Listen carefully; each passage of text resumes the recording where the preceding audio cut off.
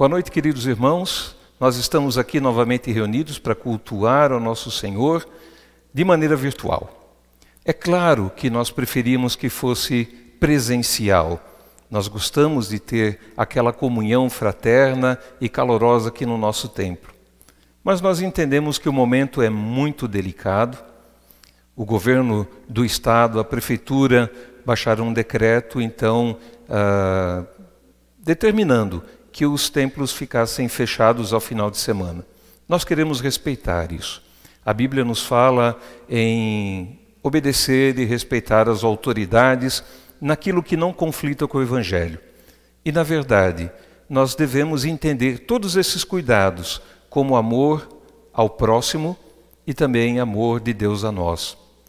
É verdade que vivemos no meio da pandemia e que muitas vezes a gente pode se perguntar por que Deus permite que nós enfrentemos isso. Eu não sei, eu não tenho essa resposta, mas uma coisa eu sei: Deus prometeu que estaria o tempo todo conosco. E por isso, nós podemos ter tranquilidade. Não precisamos desesperar. Deus está no controle de todas as coisas e Ele há de atender a nossa oração e permitir que nós tenhamos tempos melhores pela frente. O lema para a nossa semana é talvez o versículo mais conhecido de toda a Bíblia. Nós encontramos ele no Evangelho de João, capítulo 3, verso 16, e eu tenho certeza que muitos de vocês em casa vão saber repeti-lo junto comigo. Porque diz: Deus amou ao mundo de tal maneira que deu seu Filho unigênito, para que todo o que nele crê não pereça, mas tenha a vida eterna. E nós nos reunimos virtualmente hoje em nome e na presença desse Deus. Ele que nos ama com um eterno e grandioso amor. Ele que deixou o céu para vir à terra nos buscar. Nosso querido Deus, que é Pai, Filho e Espírito Santo. Amém. Nós queremos agora nos preparar para o momento de confissão de pecados. É impreterível que nós saibamos que somos pecadores. Quanto mais cedo você aceitar essa realidade, mais perto você está do perdão. Pessoas que são orgulhosas, que acham que são boas, que não fazem mal a ninguém, essas não entenderam ainda a mensagem do reino de Deus. Porque Jesus veio para salvar pecadores e não justos. Nós queremos cantar um hino agora, que é um hino composto pela Charlotte Eliot.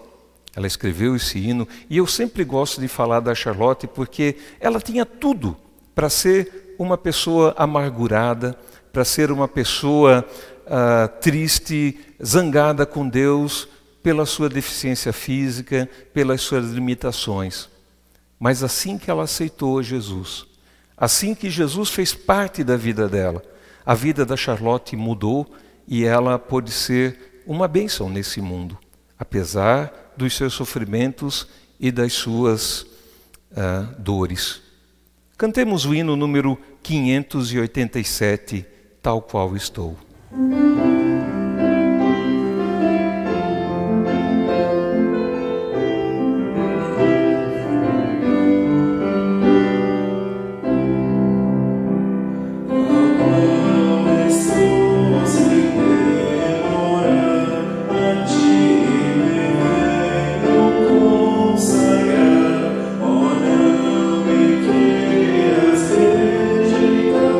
Jesus, bendito.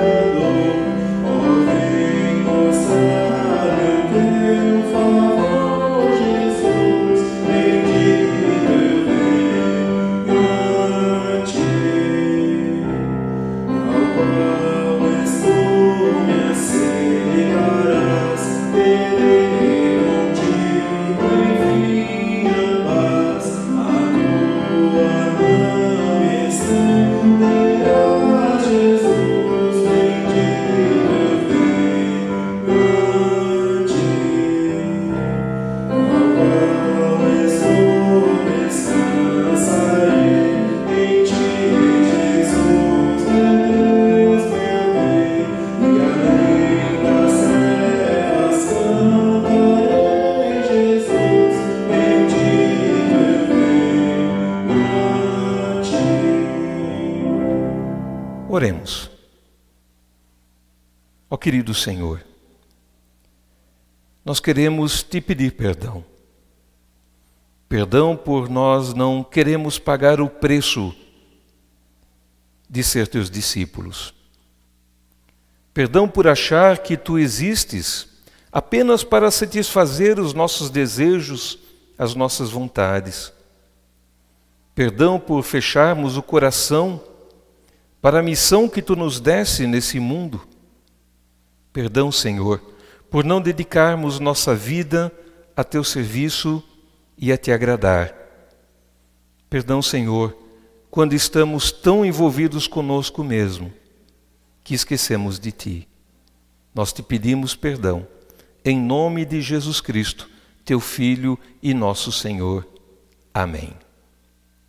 O salmista escreve, no Salmo 103, os versos 8 a 11, o Senhor é bondoso e misericordioso, não fica irado facilmente e é muito amoroso.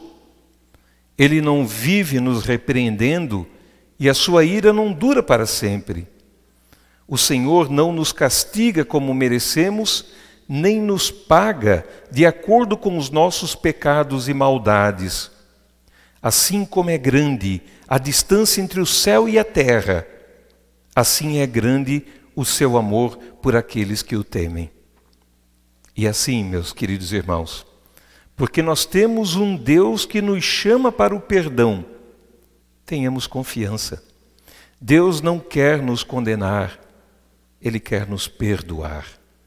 E se no seu coração há verdadeiro arrependimento pelo seu pecado, então, com base nas promessas de Jesus e como ministro ordenado da ISLB, eu declaro que todos os teus pecados são perdoados em nome do Trino Deus, Pai, Filho e Espírito Santo. Amém. E nesse momento, uma vez perdoados, nós queremos levantar o nosso olhar para o mundo que nos cerca.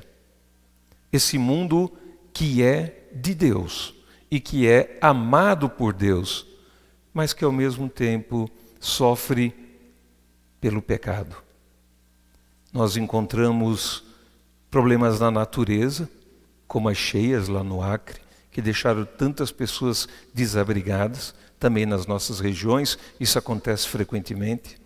Nós encontramos doenças nesse mundo, como essa pandemia que está tirando a nossa paz, e nós encontramos exploração do homem pelo próprio homem, nós encontramos injustiças. Como cristãos, queremos erguer os nossos olhos e nos colocar diante de Deus, pedindo que Ele tenha piedade de nós. E queremos fazer isso por meio do hino número 32.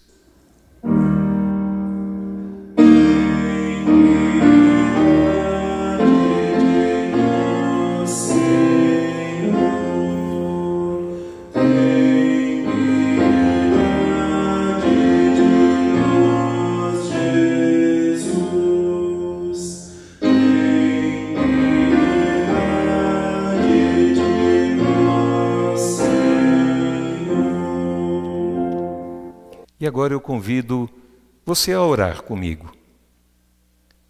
Ó Senhor, nós muitas vezes pensamos que o teu fardo é pesado. Achamos que seguir teus mandamentos é algo duro, difícil de fazer. Pensamos que ser cristão é algo para o qual não estamos preparados. Por isso, Pai, ajuda-nos. Ajuda-nos a perceber que tudo vem de Ti, que Tu trabalhas em nós o querer e o realizar, que tudo já preparaste para que andássemos junto a Ti. Ajuda-nos, Senhor, a perceber que o Teu fardo é leve, que Teu jugo é suave. Permita que percebamos que o fardo de não servir a Ti é que é extremamente pesado. E concede-nos graça, Pai, para andarmos sempre ao Teu lado. Nós te pedimos em nome de Jesus, Teu Filho e nosso amado Senhor. Amém. A primeira leitura para o nosso culto, nós encontramos no livro de Gênesis, capítulo 17, os versos 1 até 7 e também o verso 15 e 16. E eu passo a ler. Quando Abrão tinha 99 anos, o Senhor Deus apareceu a ele e disse: Eu sou o Deus Todo-Poderoso. Viva uma vida de comunhão comigo e seja obediente a mim em tudo. Eu farei a minha aliança com você e lhe darei muitos descendentes. Então Abrão se ajoelhou, encostou o rosto no chão e Deus lhe disse: Eu faço com você essa aliança. Prometo que você será o pai de muitas nações. Daqui em diante, o seu nome será Abraão e não Abrão, pois eu vou fazer com que você seja pai de muitas nações. Farei com que os seus descendentes sejam muito numerosos, e alguns deles serão reis. A aliança que estou fazendo para sempre com você e com os seus descendentes é a seguinte: eu serei para sempre o Deus de você e o Deus dos seus descendentes. Depois, Deus disse a Abraão: De hoje em diante, não chame mais a sua mulher de Sarai, mas de Sara. Eu a abençoarei e darei a você um filho, que nascerá dela. Sim, eu a abençoarei e ela será mãe de nações, e haverá reis entre os seus descendentes. E agora eu quero também fazer a leitura do Evangelho. Evangelho segundo Marcos, capítulo 8, os versos 31 a 38. Jesus começou a ensinar os discípulos dizendo: O Filho do Homem terá de sofrer muito. Ele será rejeitado pelos líderes judeus, pelos chefes dos sacerdotes e pelos mestres da lei. Será morto e 3 dias depois ressuscitará. Jesus dizia isso com toda clareza. Então Pedro o levou para um lado e começou a repreendê-lo. Jesus virou-se, olhou para os discípulos e repreendeu Pedro, dizendo: Saia da minha frente, Satanás. Você está pensando como um ser humano pensa, e não como Deus pensa. Aí Jesus chamou a multidão e os discípulos e disse: Se alguém quer ser meu seguidor, que esqueça os seus próprios interesses, esteja pronto para morrer como eu vou morrer, e me acompanhe. Pois quem põe os seus próprios interesses em primeiro lugar, nunca terá a vida verdadeira. Mas quem esquece a si mesmo por minha causa e por causa do Evangelho, terá a vida verdadeira. O que adianta alguém ganhar o mundo inteiro, mas perder a vida verdadeira? Pois não há nada que poderá pagar para ter de volta essa vida. Portanto, se nessa época de incredulidade e maldade, alguém tiver vergonha de mim e dos meus ensinamentos, então o Filho do Homem, quando vier na glória do seu Pai com os santos anjos, também terá vergonha dessa pessoa. Até aqui a leitura do Evangelho. O salmista diz: Lâmpada para os meus pés é a tua palavra e luz para os meus caminhos. Queremos agora ouvir o hino número 511, Alma bendize.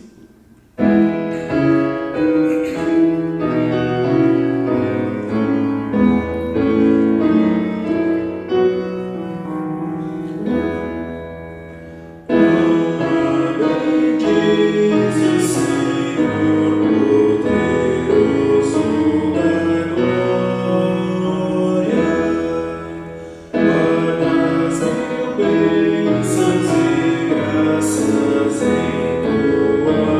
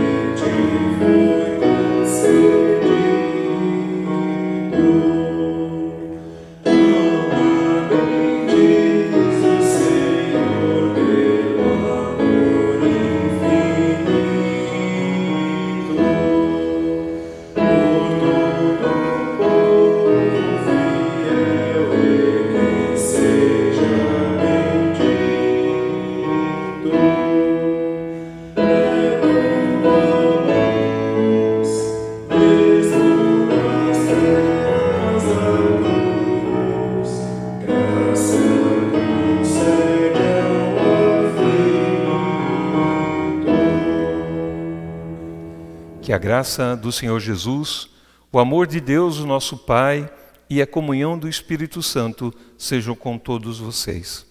Amém. Meu amigo, quais as decisões que você tomou no passado e que geraram consequências na sua vida? Quais as decisões que você tomou e que até hoje você sofre os efeitos dela? Alguém já escreveu que escolher, decidir, é sempre perder. Você ganha alguma coisa, mas você também perde alguma coisa. No texto que nós lemos do Evangelho de Marcos, Jesus está ensinando aos seus discípulos tudo o que eles precisam para continuarem firmes na fé. Jesus não ilude seus discípulos. Jesus não doura a pílula, mas ele fala a eles que ele vai ter que sofrer. Será na mão dos judeus, dos fariseus, dos sacerdotes, das autoridades do povo, e que as autoridades iriam matá-lo, mas que no terceiro dia ele iria ressuscitar. Isso não é uma coisa que a gente gosta de ouvir. Sofrimento e morte não são coisas que a gente deseja para ninguém. Veja, o que a gente deseja é um ministério com sucesso. E sucesso para nós, normalmente, é associado a bens materiais, é associado ao poder, é associado ao crescimento de número de pessoas na igreja. Isso nós entendemos como sucesso.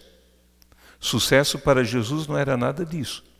Sucesso para Jesus era fazer a vontade do Pai. Mas os discípulos não entendiam muito bem isso. Na mente dos discípulos, o que está ali colocado é que Jesus vai inaugurar um novo reino. Que ele, como descendente de Davi, seria o novo rei de Israel. Que reuniria por poderes de Deus os judeus de todos os lugares e que faria deles novamente uma grande nação, que expulsaria os romanos do seu território e que cresceria as suas fronteiras até o reino de Salomão. E é claro, eles, como discípulos de Cristo, fariam parte da corte. Talvez um seria ministro da economia, outro seria responsável por alguma coisa, mas na mente dos discípulos é isso que está colocado. De tal maneira que em outras situações a gente vê até o pedido dos discípulos para sentarem um à sua direita, outro à sua esquerda. Eles não sabem o que estão falando. Então nós conseguimos entender. Quando Pedro, que no texto anterior tinha feito uma confissão de fé maravilhosa, dizendo que Jesus é o Cristo, o Filho do Deus vivo, de repente agora chama Jesus para um canto e dá de dedo em Jesus, e repreende Jesus, e diz para ele: Senhor, morte, sofrimento? Não, isso não. Que tu sejas livre disso, que o teu ministério seja diferente. E aqui nós temos que entender o que está acontecendo. O Pedro, ele está pensando como um ser humano típico. Ele pensa em sucesso.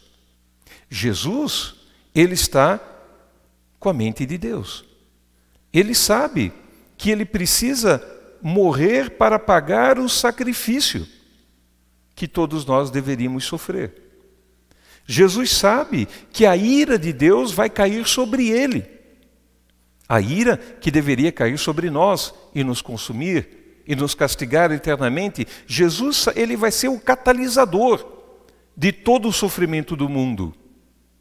E essa não é uma boa perspectiva para ele.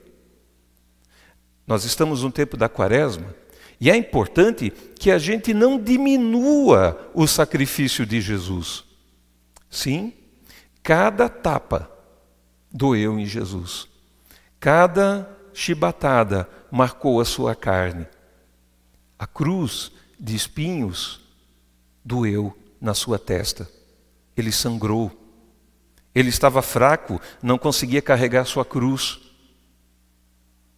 Nós não devemos imaginar que Jesus, por ser Deus, não sofreu como homem, que ele não sentiu aquelas dores. A perspectiva disso não é boa, mas Jesus sabe, essa é a vontade do Pai. Foi para isso que eu vim.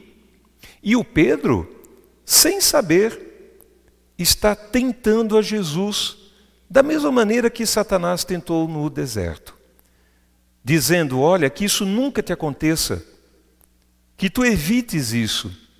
Sem saber, o Pedro está tentando a Jesus para que ele tenha um ministério na terra sem precisar passar pela cruz.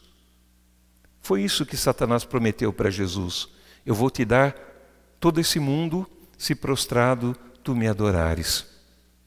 E aí nós entendemos por que Jesus identifica Pedro com Satanás aqui. Sem saber, o Pedro estava a serviço do inimigo. E por isso Jesus é tão veemente. Às vezes a gente até pensa: puxa, por que Jesus foi tão duro com Pedro? Ele precisa expulsar da mente do Pedro essa influência de Satanás. Ele precisa deixar claro para os seus discípulos que essa não é a vontade do Pai. E mais, que o reino de Deus não é regido pelos valores que eles imaginam. O reino de Deus subverte os valores desse mundo. O reino de Deus vem em fraqueza, vem na morte da cruz. O reino de Deus vem em simplicidade. Os magos do Oriente procuraram Jesus no palácio de Herodes, quando ele nasceu. Jesus não nasceu num palácio. Jesus nasceu numa estrebaria. Percebem? Deus pega as coisas loucas e fracas desse mundo e as transforma em coisas maravilhosas. Também a morte será vencida pela morte de Cristo. Na ressurreição, a morte será derrotada. O último inimigo, como diz o apóstolo Paulo. E Paulo até fala poeticamente: ó morte, onde está a tua vitória? E nós sabemos, ela perdeu, porque Jesus ressuscitou. E Jesus abriu o caminho para a nossa própria ressurreição. E por isso, é necessário que aqueles que seguem a Jesus, os seus discípulos, saibam também que o seu caminho passa pela cruz. Ou seja, que o discípulo de Cristo deve estar preparado para abrir mão daquilo que ele sonha nessa vida e das coisas que ele considera como sucesso, para servir ao seu Senhor. Que o discípulo de Cristo precisa ser humilde e estar pronto a sofrer. Eu desejo que nós nunca precisemos enfrentar o martírio por Jesus.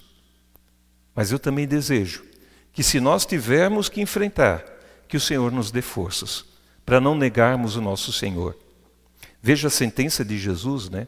Aquele que se envergonhar dele, ele também se envergonhará. Aquele que se envergonhará da sua palavra, dos seus ensinamentos e da sua pessoa.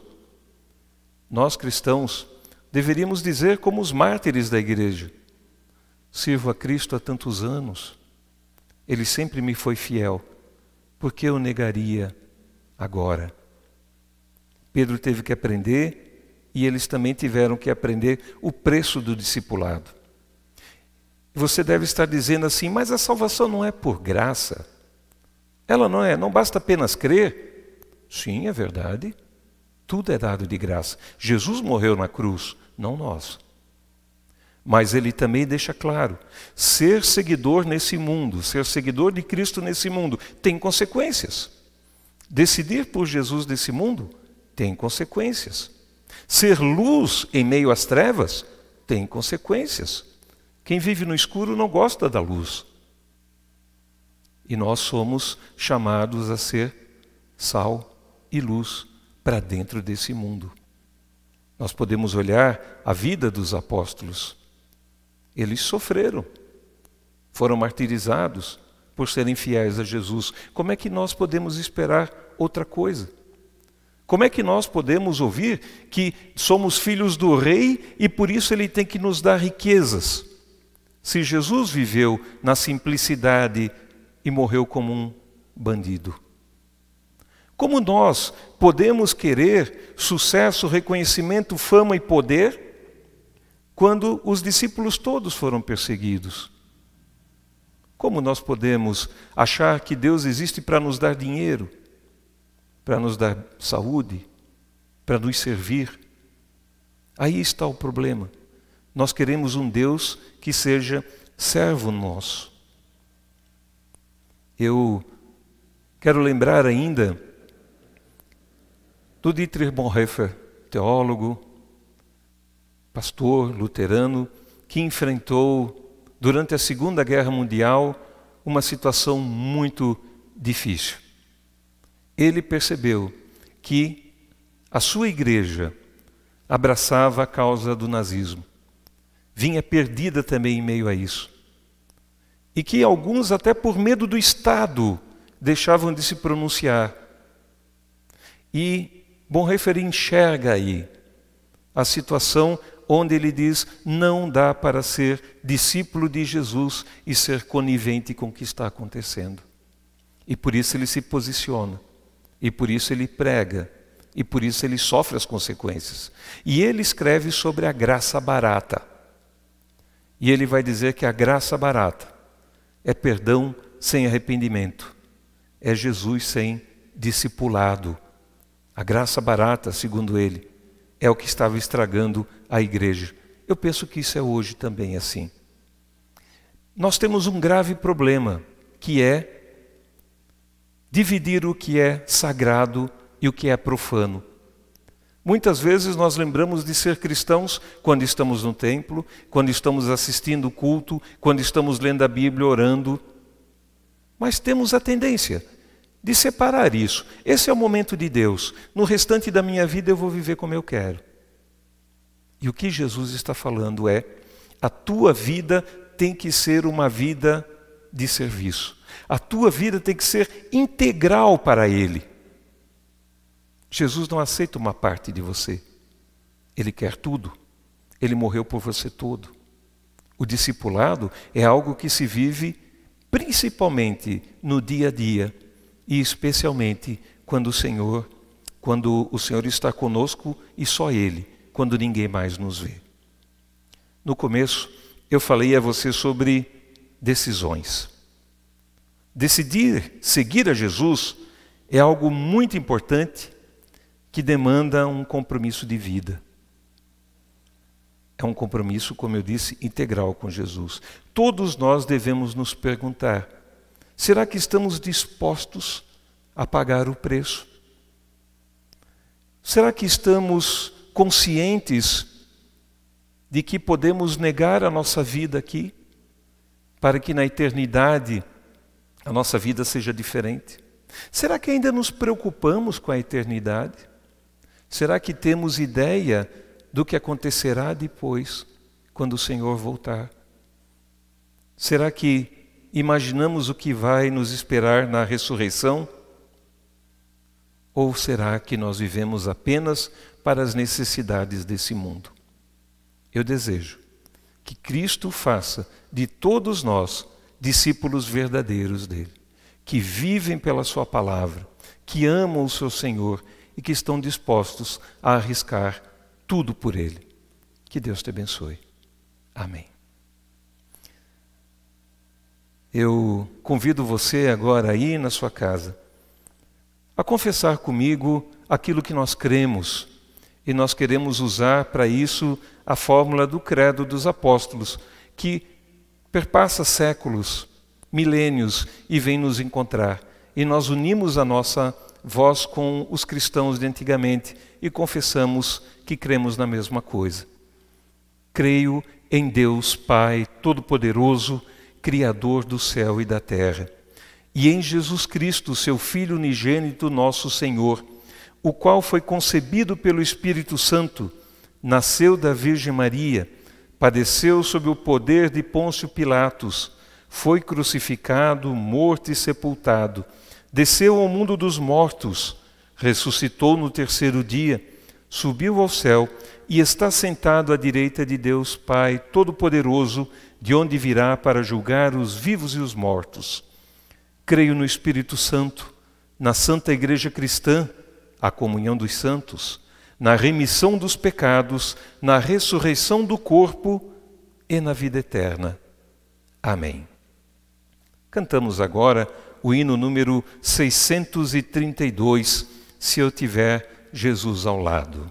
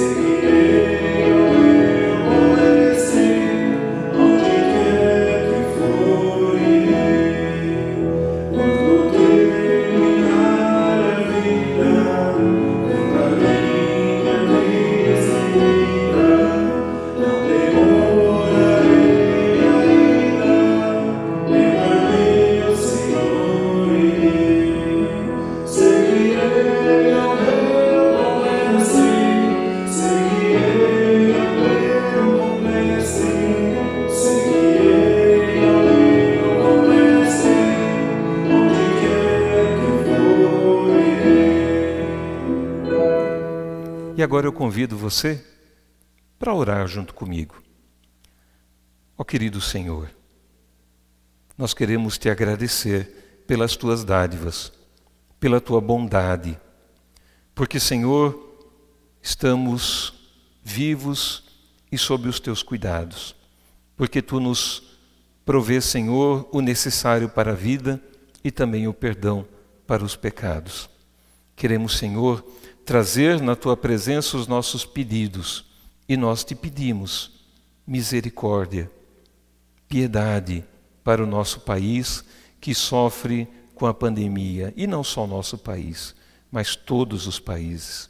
Nós queremos te pedir, Senhor, que tu ilumines os nossos governantes, para que eles, Senhor, nos tragam logo a vacina, para que o mundo possa se ver livre desse vírus que mata tantas pessoas. Nós já perdemos mais de 250 mil pessoas só no Brasil, Senhor. Queiras tu, Senhor, abrandar isso, evitar o colapso dos hospitais.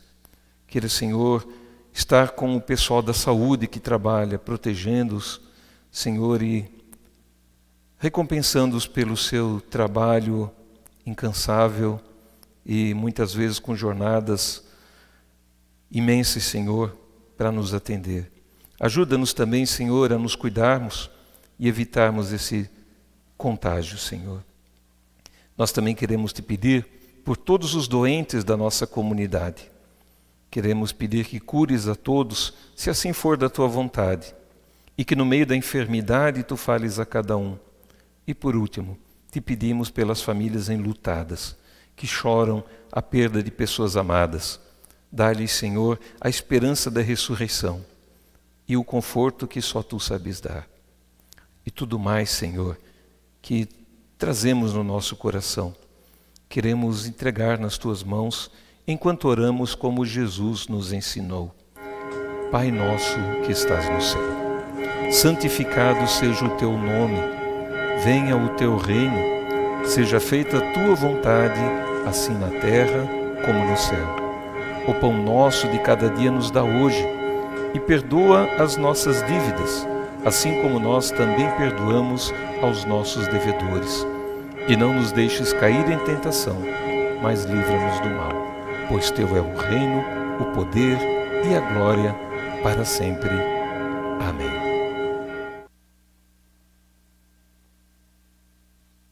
Tenho ainda alguns avisos. Os cultos presenciais, por enquanto, estão interrompidos até que a situação melhore, até que nós tenhamos liberdade também pelos decretos do governo. Assim que pudermos voltar com eles, nós avisaremos nas mídias sociais, nos WhatsApp, os grupos de Facebook, nós chegaremos até você de alguma maneira. Sexta-feira, dia 5 de março, nós teremos um encontro de pais e padrinhos às 19 horas. Claro, nós tomaremos todos os cuidados para que não haja aglomeração e quem precisa então fazer esse encontro, que está se preparando para ser padrinho ou vai batizar o seu filho, então é convidado para sexta-feira às 19 horas. Sábado, dia 6 de março, nós teríamos o início do nosso grupo de jovens e estávamos tão empolgados que a gente ia poder reunir o pessoal de novo. E agora não podemos mais. Nós vamos fazer isso de modo virtual, pela alguma plataforma. Nós vamos entrar em contato com você que está lá no grupo do WhatsApp e achar uma maneira de a gente se encontrar. Não é o que a gente sonhava, mas por enquanto é o possível. Vamos ser gratos a Deus que podemos ter isso também dessa maneira. Os cultos continuarão a ser transmitidos pelo Facebook e pelo YouTube. E eu tenho também agora uma palavra que eu quero deixar para os aniversariantes dessa semana, os aniversariantes também, os que fazem aniversário de casamento. É uma palavra muito rica do meu salmo preferido, o Salmo 37, que diz assim, o verso 5: Entrega o teu caminho ao Senhor, confia nele, e o mais Ele fará. Claro, vamos entender, esse e o mais Ele fará não é o que eu quero, é o que Ele quer.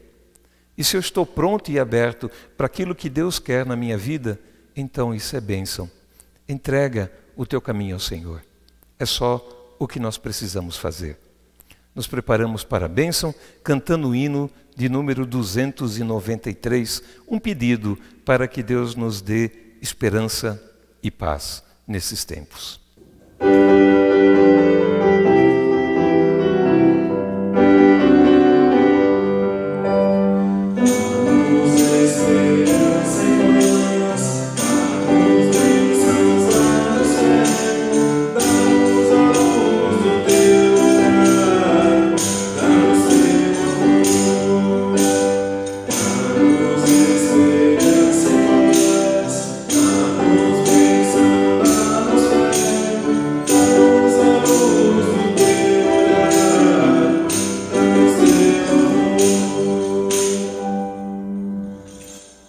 E agora nós queremos receber a bênção do nosso bondoso Deus. O Senhor te abençoe e te guarde. O Senhor faça resplandecer o seu rosto sobre ti e tenha misericórdia de ti. O Senhor sobre ti levante o seu rosto e te dê a paz. Assim te abençoe o nosso Deus Todo-Poderoso, Pai, Filho, Espírito Santo. Amém. Vamos em paz, servindo ao Senhor com muita alegria e a cada dia aprendendo a ser melhor discípulo de Jesus. Amém.